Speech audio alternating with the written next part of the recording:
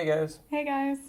So we are back in Vienna to round off our kind of mainland Europe trip. We moved around quite a lot in Europe, thanks in part to the Eurail slash Interrail passes, which are pretty handy if Yeah. you're planning a trip around Europe. They make it really easy to get around the continent. Yeah. In the past 5 weeks, we have seen a lot of really, really incredible things and mostly tasted and experienced a lot of really, really good food. Yeah, Europe seems like really good for like specific vegan products, like vegan Yeah. cheeses and vegan chocolates and so on. Yeah. So we would like to share that with you now. Yeah, I hope you enjoy.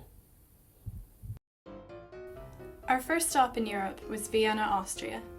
It was really exciting here because we were suddenly presented with so many different vegan options, to the point where we even found ourselves in a raw vegan bakery on our first day. The food here was incredible and really exciting. It's not every day you walk into a raw bakery.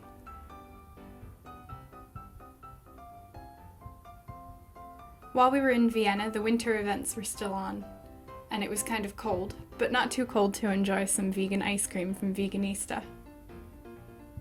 Equally exciting to an all-vegan ice cream parlor, perhaps, is an all-vegan grocery store. There are two in Vienna. I really enjoyed walking around Vienna. We were always right around the corner from a great place to get a great burger.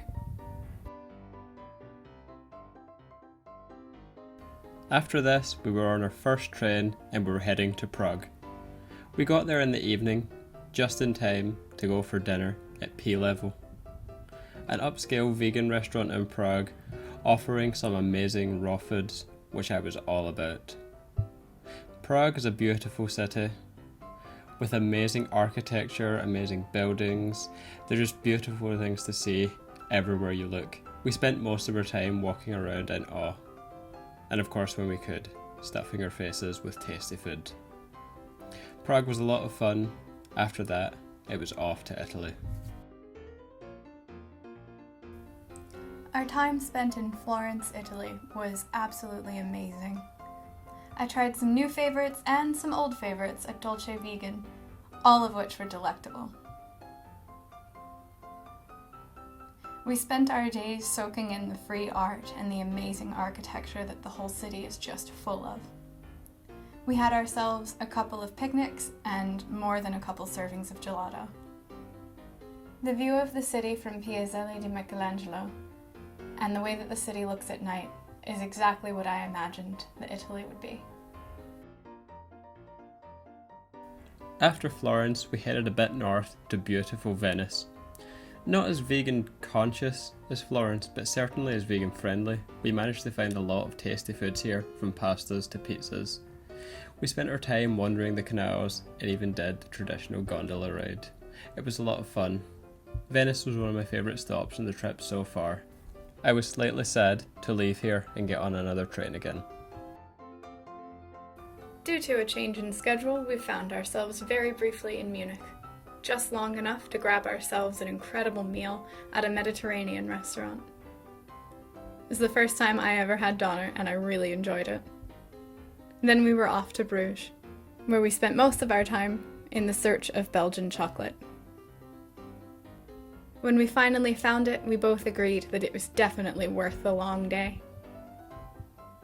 The highlight of our cuisine in Belgium turned out to be Indian food, and I am perfectly okay with that.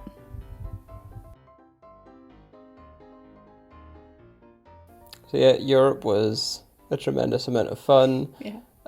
That was a portion of the things that we did and the things that we ate. There's just seriously so much option here for vegans. Yeah, I had a really great time here. Yeah, it was pretty good. Thanks for joining us, and we'll see you soon. Bye. Bye.